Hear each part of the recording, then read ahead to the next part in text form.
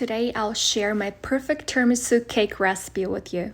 To the mixing bowl, add eggs and mix until light and foamy. Then slowly add sugar and mix until super white and foamy. The fluffy sponge cake will depend on this step. Through a fine strainer, add flour and baking powder. Don't overmix and don't destroy those precious bubbles. Divide evenly and bake until ready.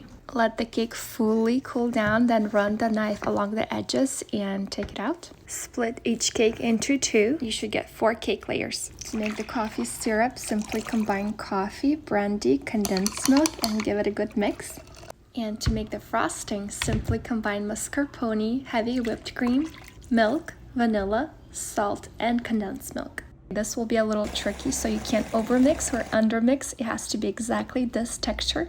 My favorite part is to put the cake together, and it will be in this order. Sponge cake, syrup to make the cake layers extra moist, lots of cream, then dust lots of cocoa powder.